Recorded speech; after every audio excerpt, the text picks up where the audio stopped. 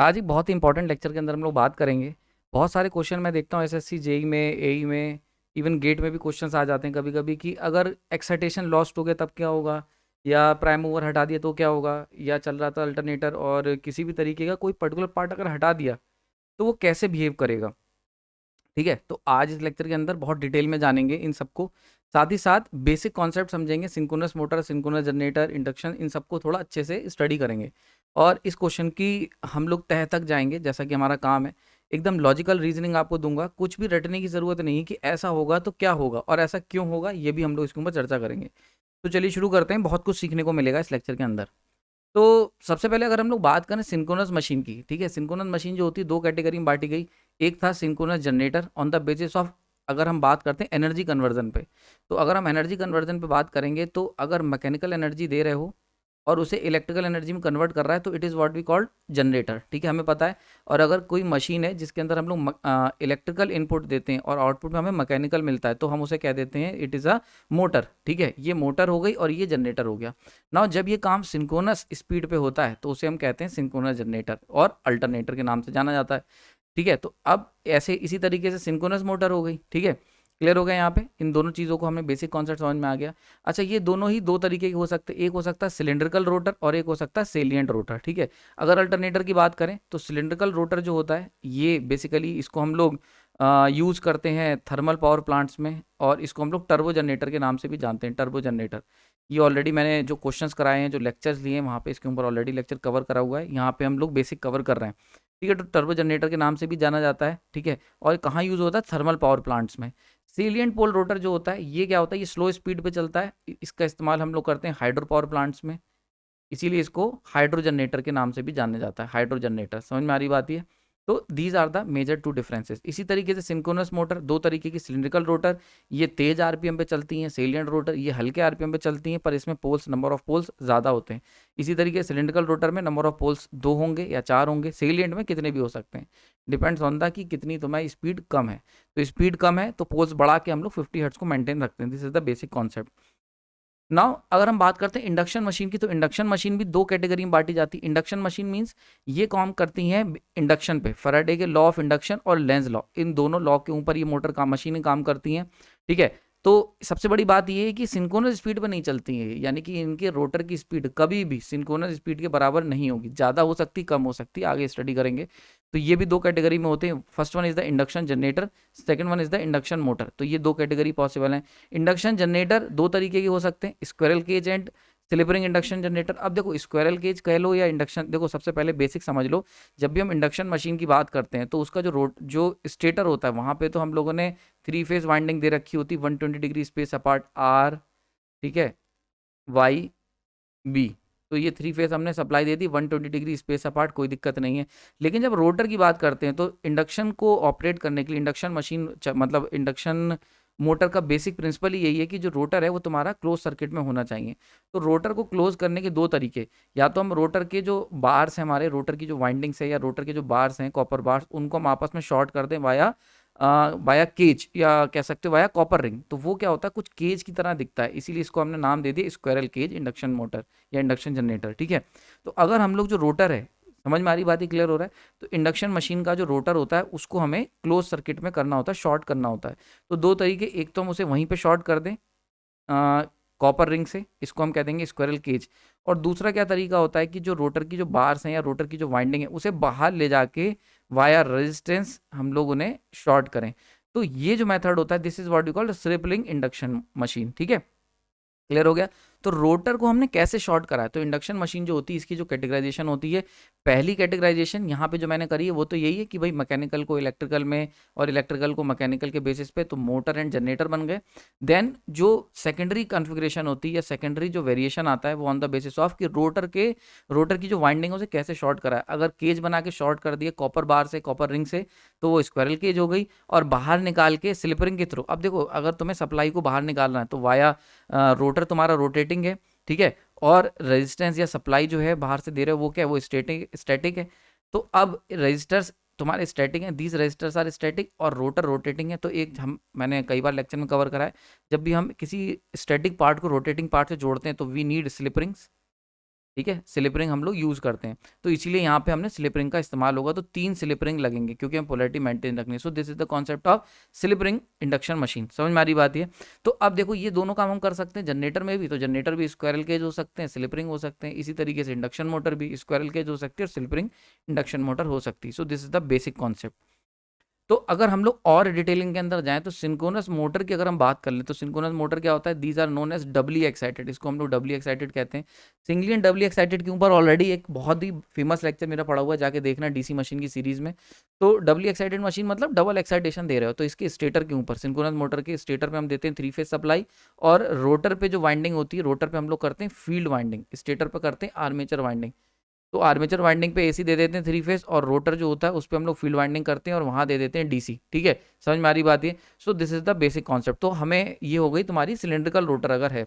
वहीं पे अगर सेलियंट पोल है तो सेलियंट पोल कुछ इस तरीके का दिखेगा, प्रोजेक्शन टाइप। तो यहाँ पे हम डीसी देंगे, सेम 3 फेज एसी। यानी कि अगर तुम चाहते हो सिंक्रोनस मोटर ऑपरेट करे, तो सिंक्रोनस मोटर को सिंक्रोनस मशीन की तरह, मतलब किसी भी मोटर को सिंक्रोनस मोटर की तरह अगर आपको ऑपरेट कराना है, तो आपको क्या क्या चीज़ें मैंडेटरी, एक तो 3 फेज एसी सप्लाई होनी चाहिए, आर्मेचर वाइंडिंग के अंदर हम 3 फेज एसी सप्लाई देंगे, और फील्ड वाइंडिंग के अंदर हम लोग क्या देंगे, डीसी एक्साइटेशन देंगे फील्ड वाइंडिंग में। अगर ऐसा हो गया, ये दोनों चीज़ें हमने दे दी, तो हमें मोटरिंग ऑपरेशन मिल जाएगा। ठीक है, क्लियर हो गया? यहाँ पे कुछ खास बातें जब हम सिंक्रोनस मोटर की स्टडी करते हैं, सबसे पहली बात, रोटर हमेशा रोटेटिंग मैग्नेटिक फील्ड पे चलेगा, यानी कि एनएस की स्पीड पर ही चलेगा। That is the first important point. तो यानी कि सिंक्रोनस मोटर जो होगी वो हमेशा सिंक्रोनस स्पीड पर ही चलेगी, जिस स्पीड पे rotating magnetic field, synchronous speed क्या होती है, रोटेटिंग मैग्नेटिक फील्ड की जो स्पीड होती है। यानी कि यहाँ पे जब 3 फेज सप्लाई देंगे तो एयर में जो रोटेटिंग मैग्नेटिक फील्ड बनेगी उसके स्पीड पे। ठीक है, क्लियर हो गया? दूसरी इंपॉर्टेंट पॉइंट, मैग्नेटिक लॉकिंग का कॉन्सेप्ट इसमें एग्जिस्ट करता है, तो सिंक्रोनस मोटर में मैग्नेटिक लॉकिंग होगी 100%। तीसरी इंपॉर्टेंट पॉइंट, अगर हम बात करते हैं सेलियंट पोल की, बड़ा इंपॉर्टेंट है, तो सेलियंट पोल में जो टॉर्क बनेगा वो इलेक्ट्रोमैग्नेटिक टॉर्क होगा, मतलब because of this magnetic locking की वजह से, साथ ही साथ सेलियंसी। तो ये जो सेलियंट पोल है, ये जो सेलियंसी वाला है ना, ये भी फीचर रहेगा। ठीक है, तो क्लियर हो गया? तो यानी कि अगर हम बात करेंगे सिंक्रोनस मोटर की सेलियंट पोल में, तो उसके अंदर जो टॉर्क बनेगा वो इलेक्ट्रोमैग्नेटिक टॉर्क भी बनेगा, प्लस सेलियंसी की वजह से भी बनेगा। लेकिन अगर हम बात करते हैं सिलिंड्रिकल में, सिलिंड्रिकल रोटर में, तो इसके अंदर जो टॉर्क बनेगा वो mainly because of electromagnetic torque होगा, बस सेलियंसी नहीं होगा। ठीक है, तो ये जो सेलियंट टॉर्क होता है, इसके ऊपर मैंने डबल रिएक्शन थ्योरी जो लेक्चर लिया हुआ है, ठीक है, ब्लॉन्डल्स थ्योरी जो थी, double reaction, two reaction theory sorry, उसके अंदर मैंने इसके ऊपर चर्चा करी हुई। तो टॉर्क जो होगा, बाकी आने वाले सीरीज अब बहुत जल्द सिंक्रोनस मोटर पे और काम करेंगे, तो हम लोग और चर्चा करेंगे इस बारे में। तो टॉर्क जो होता है सिंक्रोनस सेलियंट पोल में, वो 2 वजह से होता है। ऐसी इसी तरीके से ये हो गया सिंक्रोनस मोटर। ना अगर हम लोग सिंक्रोनस जनरेटर की बात कर लें, तो सिंक्रोनस जनरेटर में 3 चीज़ें चाहिए होंगी। सबसे पहले 3 फेज हमारी जनरेट होगी आर्मेचर वाइंडिंग में, फील्ड वाइंडिंग पे हमें देनी पड़ेगी डीसी, और प्राइम मूवर से इसे घुमाना पड़ेगा। Prime mover will supply the mechanical energy to the rotor. समझ में आ रही बात है? तो प्राइम मूवर का काम कई बार बता चुका हूँ, प्राइम मूवर का काम होता है किसी भी सम फॉर्म ऑफ एनर्जी, यानी कि सम फॉर्म ऑफ एनर्जी को मैकेनिकल रोटेशनल मैकेनिकल एनर्जी में कन्वर्ट करना। समझ में आ रही है? और ये रोटेशनल मैकेनिकल एनर्जी ये जाती है शाफ्ट पे, जिससे कि जनरेटर चलता है। क्लियर हो रहा है? तो प्राइम मूवर का क्या काम हो गया, सम फॉर्म ऑफ एनर्जी को रोटेशनल मैकेनिकल एनर्जी में कन्वर्ट करना।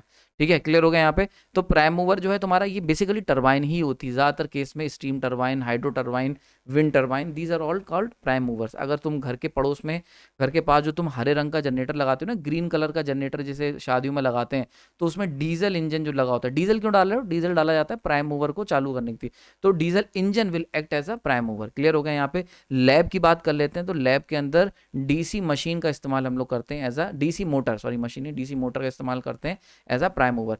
प्राइम मूवर के ऊपर one of the best lecture मैंने बना के डाला हुआ है, जरूर देखना, उसके अंदर एनिमेशन भी डाले हुए हैं, तो बहुत अच्छे समझ में आ जाएगा। ठीक है, क्लियर हो गया यहाँ पे? तो ये हो गया हमारा सिलिंड्रिकल की बात। ऐसी सेलियंट को देख लें, सेलियंट में प्रोजेक्शंस है, तो डीसी देंगे हम लोग फील्ड वाइंडिंग में, आर्मेचर वाइंडिंग में बनेगी एसी जो बाहर की तरफ जाएगी, एंड प्राइम मूवर से हम इसे घुमाएंगे। This is the model of salient. दोनों ही केसेस में अगर हम बात करें, अगर आप चाहते हो कि सिंक्रोनस जनरेटर आपको ऑपरेट करे, तो 2 चीज़ें चाहिए। पहली चीज़ प्राइम मूवर लगा होना चाहिए, दूसरी चीज़ DC excitation must be there. तो ये जब 2 चीज़ें होंगी तब हमें क्या होगा, जनरेटिंग ऑपरेशन देखते हुए मिलेगा, और 3 फेज की एसी बन जाएगी। ठीक है, क्लियर हो गया यहाँ पे? और कितने फ्रिक्वेंसी पे, तो F equal to P into N S divide by 120, इतनी फ्रिक्वेंसी पे हमें एसी मिल जाएगी। क्लियर हो गया? जनरली अगर हम बात करें तो 50 हर्ट्ज के लिए, 50 हर्ट्ज के लिए जो टर्बो जनरेटर्स होते हैं, जैसे मैंने बताया था cylindrical generator steam power plant में यूज होते हैं, 3000 आरपीएम पे ऑपरेट करते हैं।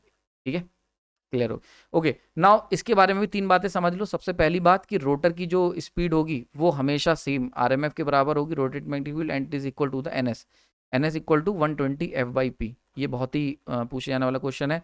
दूसरी बात, दूसरा पॉइंट, मैग्नेटिक लॉकिंग पे काम करेगा ये भी, इसीलिए इसमें ये दोनों हमेशा, मैग्नेटिक लॉकिंग का मतलब रोटेटिंग मैग्नेटिक फील्ड और रोटर एक दूसरे से लॉक होकर चलेंगे। एंड तीसरा बड़ा इंपॉर्टेंट पॉइंट है, सेलियंट पोल, जब भी जनरेटर की बात करेंगे, सेलियंट पोल जनरेटर यानी कि हाइड्रो जनरेटर्स की, तो उसके अंदर जो टोटल पावर बनेगी वो इलेक्ट्रिकल की वजह से बनेगी, इलेक्ट्रोमैग्नेटिक पावर बनेगी, प्लस रिलक्टेंस की वजह से बनेगी, यानी रिलक्टेंस टॉर्क या रिलक्टेंस पावर भी बनेगी। तो सेलियंसी के कारण भी पावर बनेगी। तो जैसे हमने देखा था सेलियंट पोल मोटर होती, इसीलिए टू रिएक्शन थ्योरी बड़ी इंपॉर्टेंट हो जाती है, क्योंकि वहां पे क्या होता है, वहां पे हम ये दोनों चीज़ों को कवर करते हैं। ठीक है, तो ये जो सेलियंसी है ना, मतलब ये जो सेलियंट पोल मशीन है, तो ये सेलियंसी के कारण क्या होता है, वेरिएबल रिलक्टेंस पिक्चर के अंदर आ जाता है। तो आपने पढ़ा होगा स्टेपर मोटर, मैंने पढ़ाई है, वेरिएबल रिलक्टेंस मोटर। उसके अंदर क्या होता है कि हम इस तरीके का सेलियंट पोल यूज करते हैं and it will automatically rotate without any winding.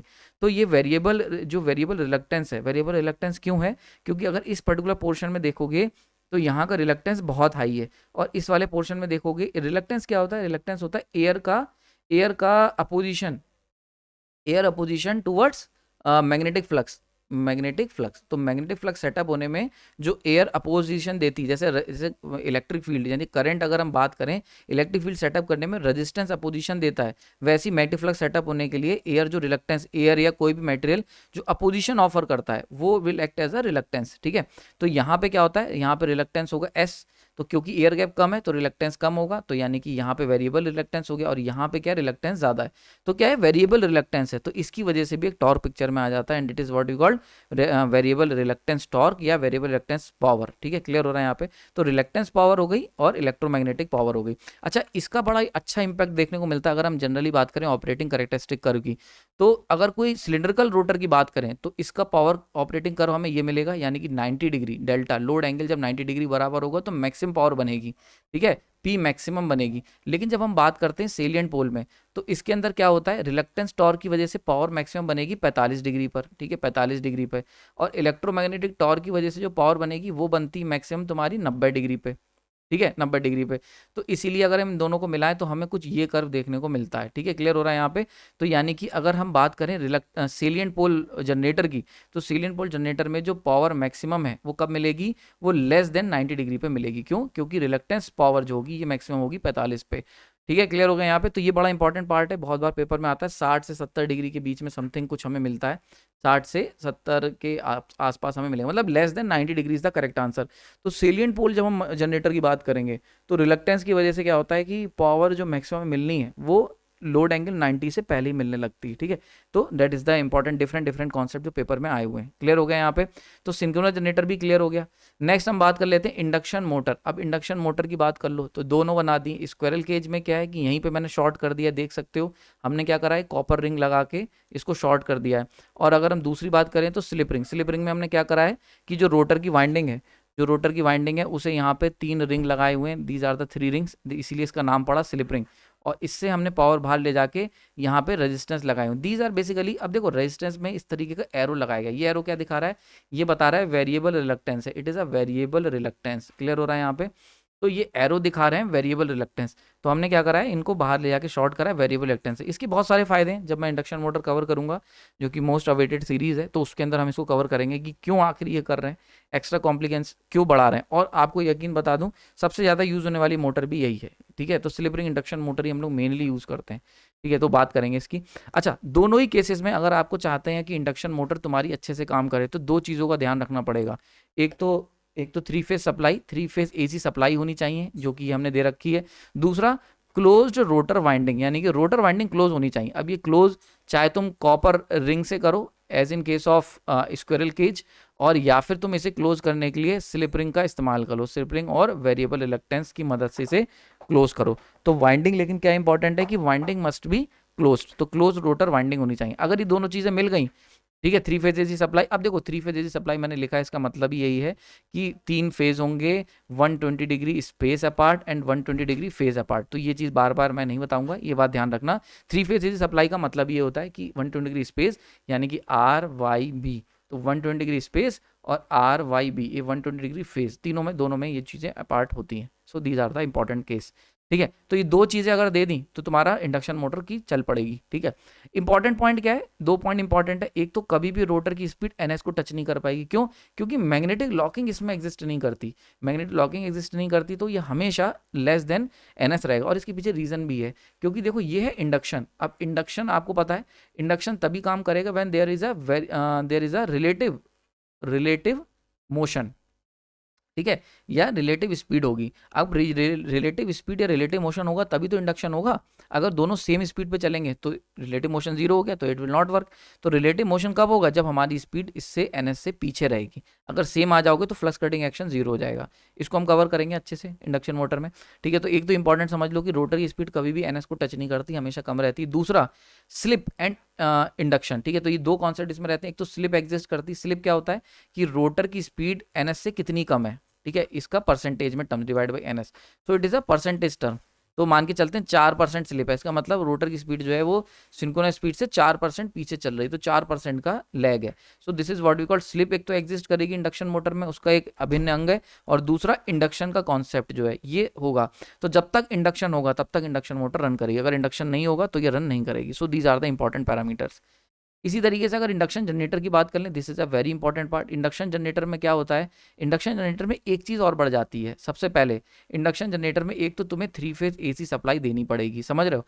मतलब इंडक्शन जनरेटर से तुम्हें पावर एक्सट्रैक्ट करने के लिए पहले उसे पावर देनी पड़ेगी, रिएक्टिव पावर। क्लियर हो रहा है यहाँ पे? ताकि एक रोटेटिंग मैग्नेटिक फील्ड बनाई जा सके, आरएमएफ बनाया जा सके।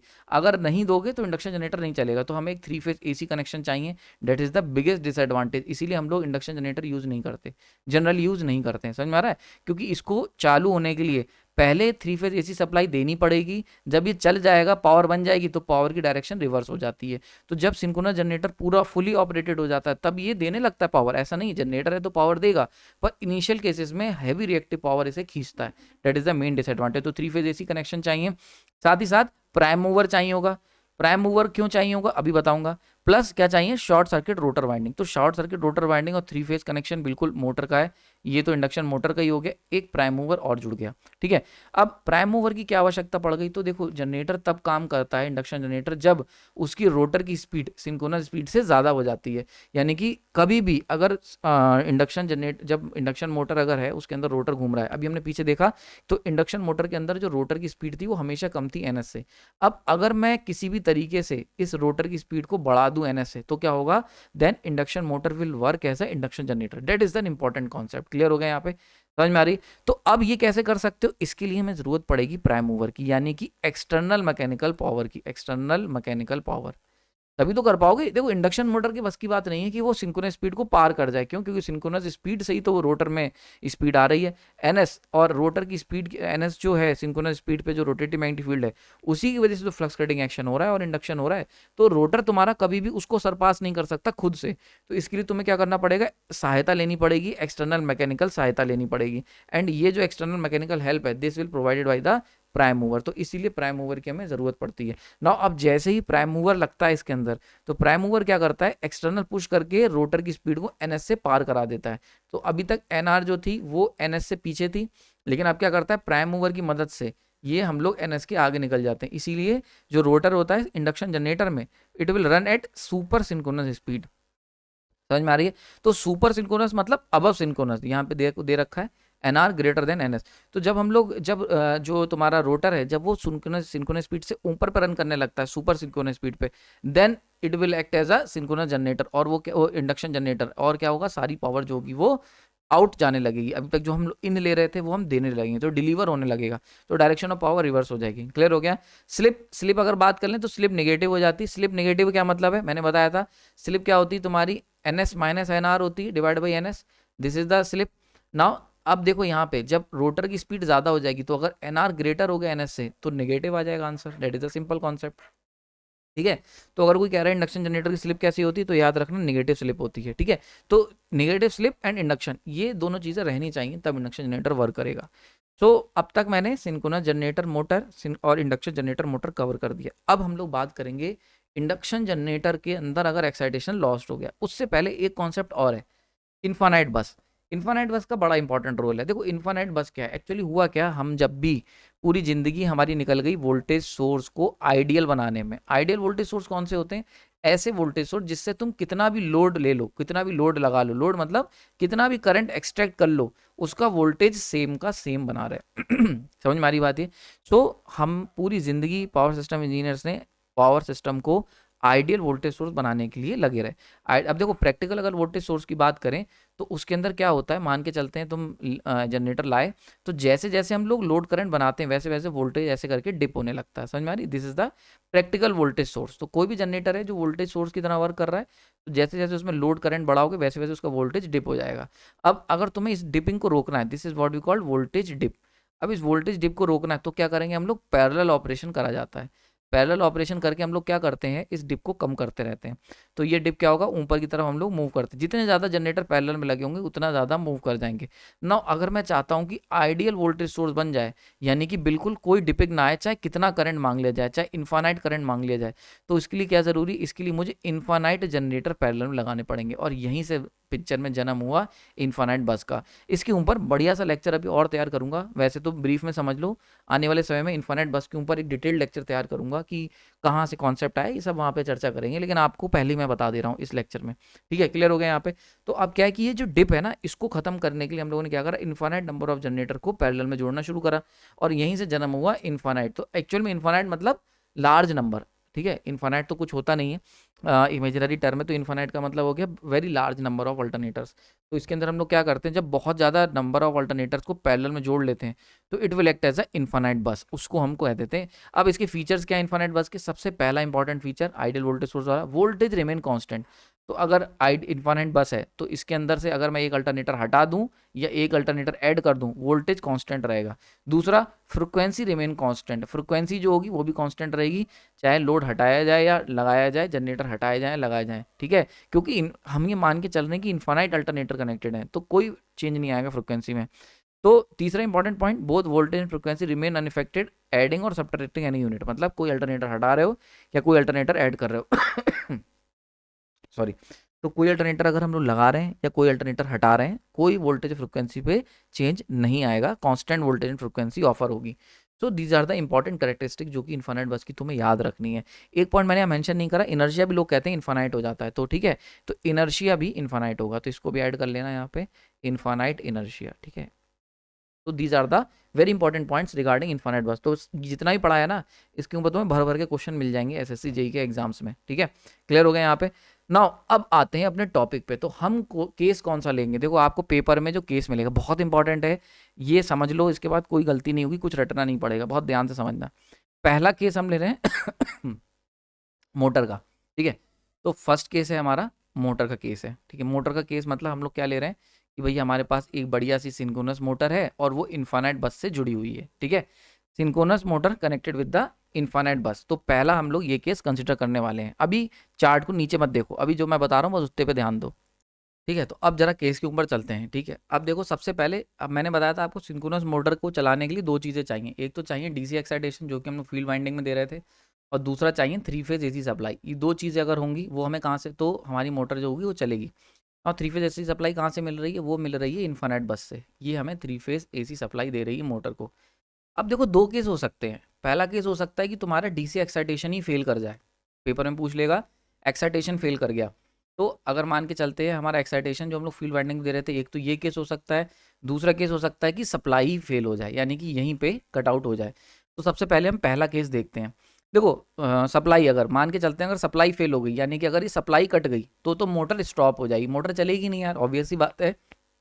कि मोटर को चलने के लिए बिल्कुल बेसिक, अगर मैं ये तुम्हें बताऊं ना कि कौन सी मोटर है, तो सिंपली मोटर को चलने के लिए फिर भी क्या चाहिए? सप्लाई चाहिए भाई। सप्लाई दोगे यानी कि इलेक्ट्रिकल पावर चाहिए। इलेक्ट्रिकल पावर मोटर को दोगे तभी वो मैकेनिकल पावर कन्वर्ट करेगा। तो दुनिया की कोई भी मोटर क्यों ना हो, डीसी एसी, हमेशा इलेक्ट्रिकल पावर हमें देनी पड़ेगी इनपुट में। तो अगर सप्लाई कट आउट कर दी तो पावर ही खत्म हो गई, पावर खत्म हो गई तो मोटर स्टॉप। तो पहला केस तो बहुत सिंपल है, तो ये बहुत कम पूछा जाता है। दूसरा केस आ जाते हैं। दूसरा केस है डीसी एक्साइटेशन का। ठीक है, डीसी एक्साइटेशन जो है ये केवल और केवल सिंक्रोनस मोटर में ही दिया जाता है, और किसी मोटर में डीसी, क्योंकि बाकी सारी मोटर सिंगली एक्साइटेड है। Synchronous motor is a doubly excited motor. तो अब देखो डीसी एक्साइटेशन अगर ऑफ कर दिया तो क्या होगा। तो सबसे पहले आप पूछोगे जब भी ऐसा होगा कि रोटर कैसा है, तो दो तरीके के रोटर हो सकते हैं। हो सकता है हमारे पास सिलिंड्रिकल रोटर हो जिसमें हम लोग डीसी दे रहे थे, और हो सकता है सेलिएंट पोल रोटर हो। तो अगर हमारा सिलिंड्रिकल रोटर है, सिलिंड्रिकल रोटर, तो क्या होगा ऐसे केस में, अगर तुम डीसी एक्साइटेशन ऑफ कर दोगे और सर्किट कंप्लीट रहता है, तो ऐसे केस में क्या होगा, मोटर के ऊपर, रोटर के ऊपर देखो वाइंडिंग हुई हुई है, और यहाँ पे हमने 3 फेज दे रखी है। ठीक है, हम ये मान लेंगे कि हमने जो डीसी एक्साइटेशन ऑफ करा है लेकिन सर्किट क्लोज करा हुआ है, ये बात ध्यान रखना आपको। तो डीसी एक्साइटेशन ऑफ कर दिया है और सर्किट जो था इस तरीके से डीसी दे रहे थे वो क्लोज कर दिया है, तो ये वाला केस हमें इस तरीके से लेके करना पड़ेगा। तो पहला केस समझ लो, मान के चलते हैं हमारे पास सिलिंड्रिकल रोटर है और उसको हमने इस तरीके से, उसके ऊपर रोटर वाइंडिंग है, और this is the stator. Stator पे हम दे रहे हैं 3 फेज एसी। ठीक है, क्लियर हो गया यहाँ पे। नाउ अब देखो 3 फेज एसी, ठीक है, 3 फेज एसी दे रहे हो तुम। अब ये देखो बिल्कुल रिजेंबल कर रही है इंडक्शन मोटर को, याद आ गया इंडक्शन मोटर। तो क्यों, क्योंकि भाई 3 फेज एसी दे रहे हो तो it will create the rotating magnetic field, और रोटेटिंग मैग्नेटिक फील्ड और रोटर जो है तुम्हारा उसके ऊपर वाइंडिंग की हुई है और वो शॉर्ट भी है, तो वहां क्या होगा, इंडक्शन हो जाएगा, और इंडक्शन होने से क्या होगा, रोटर उस इंडक्शन में लेंज लॉ के कारण अपने कॉज को अपोज करने के लिए रोटर रोटेट होना शुरू कर देगा। क्लियर हो रहा है। तो अगर सिलिंड्रिकल रोटर हुई तो it will act as a induction motor. समझ में आ रहा है, बहुत इंपॉर्टेंट कॉन्सेप्ट। यानी कि अगर सिंक्रोनस मोटर की डीसी हमने ऑफ कर दी, एक्साइटेशन हटा दी, तो ऐसे केस में अगर सिलिंड्रिकल रोटर है then it will act as a induction motor. और इंडक्शन मोटर की खास बात क्या होती है, N R less than N S. तो क्वेश्चन में ये भी पूछा सकता है कैसे वर्क करेगी, या ये पूछा सकता है कि स्पीड क्या होगी। तो ध्यान रखना, इस अगर कोई पूछता है कैसे वर्क करेगी, तो सिलिंड्रिकल रोटर है तो it will act as a induction motor. ठीक है, क्यों, क्योंकि यहाँ पे फ्लक्स कटिंग एक्शन होने लगेगा और इंडक्शन का कॉन्सेप्ट पिक्चर में आ जाएगा इंडक्शन मोटर की तरह। और दूसरी चीज पूछ लिया जाएगा कि स्पीड कैसी होगी, तो स्पीड याद रखना एन आर, रोटर की स्पीड लेस देन होगी एन एस, क्योंकि इंडक्शन मोटर के ये दो फीचर्स होते हैं। ठीक है, वहीं पे अगर मान के चलते हैं हमारा डीसी एक्साइटेशन फेल हो गया है पर सेलिएंट पोल है ना, सेलिएंट पोल जो होता है इंडक्शन मोटर में यूज नहीं होता, इंडक्शन मोटर में राउंड रोटर यूज होता है, तो इंडक्शन मोटर तो है नहीं। तो अब क्या होगा, अब सेलिएंट पोल अगर हम बात करते हैं तो it will act as a, यहाँ पे सेलिएंट पोल है, ये वाइंडिंग है और इसको शॉर्ट कर रखा है हमने क्योंकि डीसी एक्साइटेशन हमने ऑफ कर दिया है। तो अब क्या होगा, ऐसे केस में क्या होगा, ये जो रोटर है it will act as a variable reluctance motor. समझ में आ रही बात ये। तो अगर हम लोग बात करते हैं यहाँ पे सेलिएंट पोल की, तो याद रखना सेलिएंट पोल अगर डीसी मोटर है तो उसके अंदर क्या होगा, मैंने बताया था उसके अंदर जो टॉर्क बन रहा था वो टॉर्क बन रहा था इलेक्ट्रोमैग्नेटिक टॉर्क प्लस आपका रिलक्टेंस टॉर्क। याद है, ये हमने देखा था। ऐसी पावर जो बनेगी वो कौन सी बनेगी, power electromagnetic power plus reluctance power. याद आ रहा है आपको, अभी हमने पीछे देखा था। तो सेलिएंट पोल में टॉर्क जो बन रहा था, जो मोटर को घुमा रहा था, वो दो टॉर्क बन रहे थे। तो इलेक्ट्रोमैग्नेटिक टॉर्क जो होगा डीसी एक्साइटेशन ऑफ होते ही ये वाला टॉर्क ऑफ हो जाएगा। ठीक है, लेकिन रिलक्टेंस टॉर्क पिक्चर के अंदर बचा रह जाएगा, और ये रिलक्टेंस टॉर्क जो है इसकी वजह से मोटर जो होगी वो एक्ट करेगी as a variable reluctance motor. तो synchronous motor convert act as a variable reluctance motor. अब वेरिएबल रिलक्टेंस मोटर खास बात क्या होती है, ये भी सिंक्रोनस स्पीड पर रन करती है, तो it will also act as a variable reluctance motor, और इसकी जो स्पीड होगी N R equal to N S. तो यहाँ पे दो क्वेश्चन बनेंगे। पहला क्वेश्चन तुमसे पूछा जाएगा, बहुत बार पूछा गया है कि अगर डीसी एक्साइटेशन ऑफ हो गया सिंक्रोनस मोटर का तो क्या होगा, तो it will act, salient pole है तो it will act as a dash. तो आंसर आ जाएगा वेरिएबल रिलक्टेंस मोटर या रिलक्टेंस मोटर। दूसरा तुमसे पूछा जाएगा स्पीड पे क्या फर्क पड़ेगा, तो स्पीड पे कोई फर्क नहीं पड़ेगा, N R equal to N S. क्यों, क्योंकि रिलक्टेंस मोटर भी एन आर, स्पीड जो होती है रिलक्टेंस मोटर की वो एन एस के बराबर ही होती है। So this is an important part. तो आई होप मोटर का केस क्लियर हो गया होगा। तो मोटर में जो क्वेश्चन है वो सारे क्वेश्चन इस पर्टिकुलर लेक्चर को देख के आपके क्लियर हो जाने चाहिए। पसंद आया तो लाइक कर देना। ठीक है, नेक्स्ट हम लोग बात करते हैं अल्टरनेटर का केस। ना यहाँ पे 3 केस पॉसिबल हैं, बहुत ध्यान से समझना। अल्टरनेटर केस में देखो फेज सेम ले रहे हैं, synchronous generator connected with an infinite बस सप्लाइंग द इलेक्ट्रिक पावर। ठीक है, इनफाइनाइट बस से हम लोग दे रहे हैं। अब क्या हो रहा है यहाँ पे देखो क्या क्या केस हो सकते हैं। पहला केस प्राइम मूवर ही ऑफ हो जाए, दूसरा केस डीसी एक्साइटेशन ऑफ हो जाए, एंड तीसरा केस ये दोनों ऑफ हो जाएं। तो अभी जब मैंने लेक्चर की स्टार्टिंग करी थी सिंक्रोनस के, तो सबसे पहले हमने अल्टरनेटर देखा था। तो अल्टरनेटर में क्या क्या चीज़ें चाहिए, एक सिंक्रोनस मशीन का जो अल्टरनेटर होता है उसके अंदर हमें प्राइम मूवर एक तो चाहिए जो उसको मैकेनिकल एनर्जी देगा। किसी भी जनरेटर को जनरेटर बने रहने के लिए प्राइम मूवर मैकेनिकल एनर्जी तो चाहिए ही चाहिए, तो prime mover will supply the mechanical energy. दूसरा, इसके अंदर हम लोग डीसी एक्साइटेशन दे रहे थे because it is a W excited machine, और यहाँ पे हम लोग को मिल रही थी 3 फेज वाइंडिंग थी, तो यहाँ पे हमें 3 फेज एसी मिल जा रही थी। ठीक है, क्लियर हो गया। तो वही मैंने लिखा है prime mover DC excitation they both will supply power, AC power जो कि दे रहे हैं। अब देखो पहला केस प्राइम मूवर फेल हो गया, अगर प्राइम मूवर फेल हो गया तो किसी भी जनरेटर, ध्यान रखना मेरी बात, किसी भी जनरेटर में अगर प्राइम मूवर फेल हो गया, चाहे कोई भी हो, डीसी एसी कोई भी, तो अगर प्राइम मूवर फेल हो गया तो इसका मतलब मैकेनिकल इनपुट जो है वो कितना हो गया, वो जीरो हो गया। अगर मैकेनिकल इनपुट जीरो हो गया तो ये जो जनरेटर है ये जनरेटरिंग ऑपरेशन तो नहीं कर पाएगा। अब यहाँ पे अगर ये कोई सप्लाई से जुड़ा नहीं होता, यानी कि अगर इन्फानेट बस से नहीं जुड़ा होता तो जनरेटर ऑफ हो जाता, लेकिन क्योंकि इन्फानेट बस से जुड़ा हुआ है तो जैसे ही हम प्राइम मूवर जो है वो उसे ऑफ करेंगे तो ऐसे केस में क्या होगा, जनरेटर पावर सप्लाई करना बंद कर देगा और इन्फानाइट बस जो होगा वो एक्ट करने लगेगी एज अ सप्लाई की तरह, and generator will act as a motor. ठीक है, तो मोटर की तरह वर्क करने लगे क्योंकि अब मैकेनिकल इनपुट हमने खत्म कर दिया, तो ऐसे केस में पावर इनफाइनाइट बस से जनरेटर की तरफ जाने लगेगी इलेक्ट्रिक पावर। अब जब इलेक्ट्रिक पावर यहाँ आएगी तो जनरेटर क्या करेगा, कन्वर्ट हो जाएगा मोटर में और सप्लाई करने लगेगा मैकेनिकल पावर। तो यानी क्या मतलब हुआ, प्राइम मूवर अगर ऑफ हो गया देन सिंक्रोनस जनरेटर और alternator will act as a synchronous motor. Very important point, ठीक है, क्लियर हो गया यहाँ पे। तो ऐसा क्यों होगा, क्योंकि देखो यहाँ पे इसको बड़े ध्यान से देखना, सिंक्रोनस मोटर की क्या फीचर होते थे, हमें क्या चाहिए, डीसी एक्साइटेशन चाहिए, और क्या चाहिए था, और हमें चाहिए थी सप्लाई चाहिए थी, यही तो चाहिए था। और अगर हम इसको ऑफ कर दें तो डीसी एक्साइटेशन तो है प्लस इन्फानाइट बस से हमें मिल गई सप्लाई, तो डीसी एक्साइटेशन प्लस सप्लाई, तो ये क्या बन गई, this will act as a synchronous motor. Very important part, clear हो गया यहाँ पे, समझ में आ गई बात है, कोई दिक्कत नहीं होनी चाहिए। नेक्स्ट हम लोग बात करते हैं अगर प्राइम मूवर लगा हुआ है लेकिन डीसी एक्साइटेशन हमने ऑफ कर दिया, तो अगर डीसी एक्साइटेशन ऑफ कर दोगे तो देखो यहाँ पे था और यहाँ पे प्राइम मूवर लगा हुआ है, ठीक है, और यहाँ पे आ रही है हमारी सप्लाई से जुड़ा हुआ है, 3 फेज सप्लाई हम दे रहे थे। ठीक है, अब हमने क्या करा, अगर हमने ये जो डीसी यहाँ पे क्या कर रहे थे, डीसी दे रहे थे, इसकी वजह से क्या हो रहा है, it will act as a doubly excited machine. ना अगर हम इस डीसी को ऑफ कर दें तो ये जो रोटर होगा ये एज अ कंप्लीट सर्किट की तरह वर्क करेगा, और ये वर्क करेगा ऐसे इंडक्शन मशीन की तरह, वर्क करेगा इसका रोटर, क्योंकि हमने डीसी ऑफ कर दी है। इंडक्शन जनरेटर में क्या क्वालिटी थी कि भाई उसके अंदर प्राइम मूवर होगा, रोटर आपस में वाइंडिंग कंप्लीट होगी सर्किट, और 3 फेज सप्लाई से जुड़ा होगा। तो देखो 3 फेज सप्लाई भी है, रोटर की वाइंडिंग कंप्लीट भी है और प्राइम मूवर भी है, तो इसीलिए क्या होगा, अगर डीसी एक्साइटेशन तुमने ऑफ कर दिया तो ये synchronous generator will convert into the induction generator. Very important point, clear हो रहा है यहाँ पे, समझ में आ रही बात ये। तो अगर प्राइम मूवर लगा हुआ है और डीसी एक्साइटेशन चला गया, यानी कि डीसी एक्साइटेशन हटा दिया और वाइंडिंग को क्लोज कर दिया, तो it will act as a, जो तुम्हारा रोटर है वो एक्ट करेगा एज अ इंडक्शन मशीन, मतलब मशीन की तरह वर्क करने लगेगा, वहाँ इंडक्शन होगा, और ऐसे केस में जो तुम्हारा जनरेटर है वो इंडक्शन जनरेटर की तरह वर्क करेगा। और इंडक्शन जनरेटर में जो शुरुआत में उसे सप्लाई चाहिए वो कहाँ से ले लेगा, इन्फानेट बस से। मैंने बताया था ना, जनरेटर में स्टार्टिंग में सप्लाई चाहिए तो वो इन्फानेट बस से लेके रोटेटिव मैग्नेटिक फील्ड क्रिएट कर लेगा। तो ये बहुत ही इंपॉर्टेंट पॉइंट है कि अगर डीसी एक्साइटेशन हटा दिया तब क्या होगा, तो it will convert into the induction generator. Clear हो रहा है, रीजनिंग में मैं आपको दे रहा हूँ। अगर कोई डाउट है तो आप कमेंट सेक्शन बताना, उसके ऊपर मैं सेपरेट बताने की कोशिश करूंगा, या मैसेज की जरूरत, एक्चुअली क्या है ना, बहुत ज़्यादा व्यस्तता रहती है, बहुत सारे काम रहते हैं, प्रोजेक्ट पे वर्क कर रहा हूँ, तो इसीलिए बहुत सारे क्वेश्चंस के आंसर मैं नहीं कर पाता हूँ, और आपके बहुत सारे क्वेश्चंस ऐसे होते हैं जिनके आंसर बड़े लंबे चौड़े हैं, तो वो मैं दे नहीं सकता। तो किसी दिन हम लोग जब लाइव डिस्कशन का कुछ प्लान बनाते हैं तो उसमें हम लोग इसके ऊपर चर्चा करेंगे, ठीक है।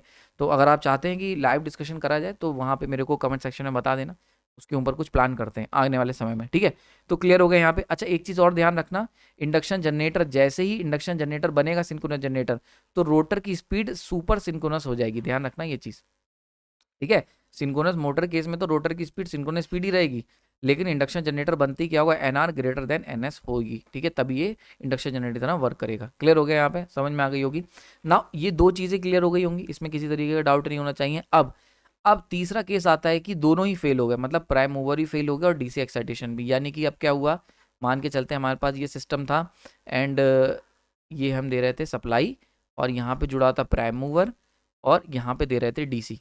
तो अब क्या हो रहा है, सबसे पहले क्या हुआ, डीसी फेल हो गई तो डीसी हट गई, प्राइम मूवर भी फेल हो गया, ठीक है। अभी दोनों अगर फेल हो गए, ध्यान रखना, अगर दोनों ही फेल हो गए तो ऐसे केस में क्या होगा, आप देखो ये किससे रिजेंबल कर रहा है।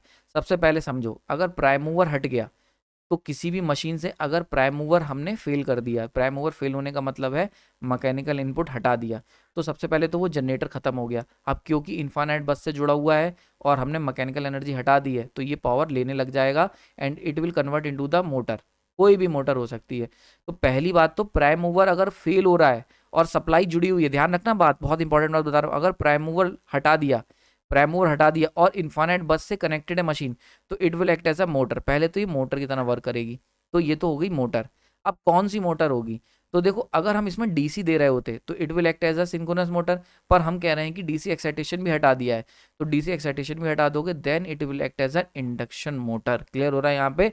तो तीसरा पॉइंट आता है इंडक्शन मोटर। अगर प्राइम मूवर भी हटा दिया और डीसी एक्साइटेशन भी, तो देखो ये किसको रिजेंबल कर रहा है? This will resemble 3 phase AC supply केवल। तो ये किसको रिजेंबल, और closed end closed rotor, close rotor ये किसको रिप्रेजेंट कर रहा है? Induction motor. तो synchronous generator will act as alternator act as a induction motor की तरह एक्ट करेगा और पावर लेगा इन्फाइनाइट बस से। क्लियर हो रहा है यहाँ पे? समझ में आ रही बात? ये नाउ इंडक्शन मोटर जैसी बनेगा तो एनआर लेस देन होगी एनएस, यहाँ पे एनआर ग्रेटर होगी एनएस, यहाँ पे एनआर इक्वल होगी एनएस। समझ रहे हो? ये 3 पॉसिबल केसेस हैं जो अल्टरनेटर जिस तरीके से बिहेव कर। अब देखो तुम्हारी कोई भी प्रीवियस ईयर बुक लगा रहे हो, अगर इसके अलावा कोई भी आंसर दिया है तो वो गलत दिया हुआ है। बहुत बार ऐसा होता है एसएससी जेईई में कि आंसर्स गलत होते हैं उसके अंदर, ठीक है, और प्रीवियस ईयर बुक भी बहुत सारे एरर हैं। लेकिन ये जो मैं आपको बता रहा हूँ मैंने वेल स्टडी करके बता रहा हूँ, इसलिए इसमें चांसेस ऑफ एरर बहुत कम है। हो सकता है 1-8% गलत हो, लेकिन 99.99% मैं बिल्कुल एग्जैक्ट आपको बताने की कोशिश करता हूँ, ठीक है। So this is a perfect कह सकते हो तुम एक्सप्लेनेशन है और सॉल्यूशन है इस प्रॉब्लम का, कि अगर पर्टिकुलर केस में कोई चीज़ फेल हो जाएगी तो कैसे बिहेव करेगा। आई होप आपको लेक्चर पसंद आया होगा। अगर मैं इसे एक टेबल में समराइज कर दूं, ठीक है, तो इसके लिए मैंने बहुत एफर्ट लगाए हैं क्योंकि ये बहुत सारे क्वेश्चन आए हुए थे। पीएस भीमरा में भी इस टाइप के क्वेश्चन दिए हुए हैं एंड आपको प्रीवियस ईयर में बहुत सारे आए हुए, तो मैंने जितने भी पॉसिबल क्वेश्चन थे उन सबको इकट्ठा करके यहाँ पर दिया है। इसीलिए मैं आपसे कह रहा हूँ कि जो 60 रुपीज़ का कोर्स चल रहा है इसको आप ज्वाइन रखें, क्योंकि इसके अंदर मैं बहुत सारे ऐसे नगेट्स और ऐसे कह सकते हो छोटे छोटे कॉन्सेप्ट आपको दे दूंगा, जिससे जब पेपर आएगा ना तो आपको लगेगा कि हाँ यार मतलब फ़ायदा हो रहा है। तो ये इन्वेस्टमेंट है आपका 60 रुपीज़ का, इसको आप करो क्योंकि इसका रिटर्न बहुत ज़्यादा। एक बार अगर जॉब लग गई, ठीक है, तो सारे पैसे कवर हो जाएंगे।